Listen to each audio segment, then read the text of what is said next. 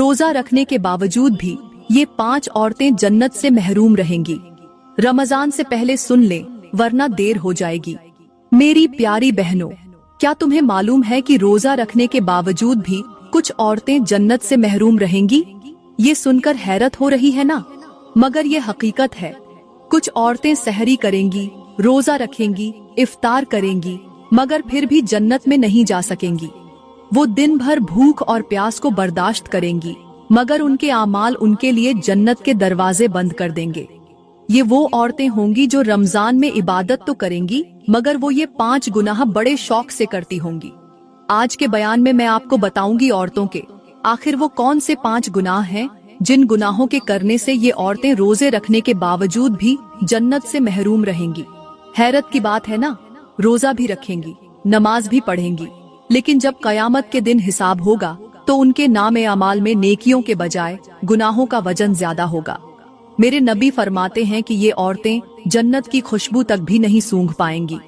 जन्नत में जाना तो दूर की बात, सोचो वो कैसी बदनसीब औरतें होंगी जिनके लिए रमजान भी बख्शिश का जरिया न बन सका, जो अपने ही आमाल की कैदी बनकर रह गईं, जो दिन भर भूखी रहीं मगर फिर भी रहमत से महरूम हो गईं।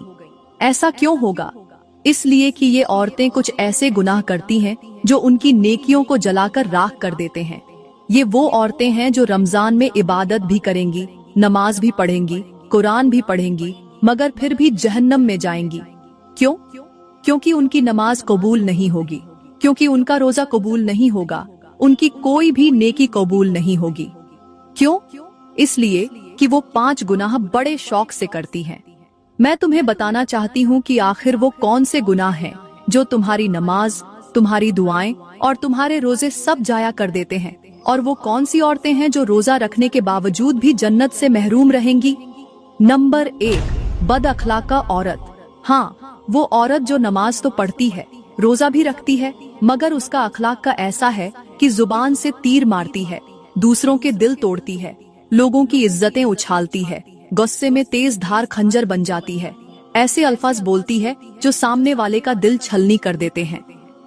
मेरी प्यारी बहनों, एक शख्स मेरे नबी की खिदमत में हाजिर हुआ और कहने लगा, ऐ अल्लाह के नबी, मेरे मोहल्ले में एक औरत रहती है, वो नमाज भी पढ़ती है, रोजे भी रखती है, सदका भी देती है, मगर उसका अखलाका अच्छा नहीं, उसका रवैया दूसरों के साथ बुरा है, वो हर वक्त औरतों को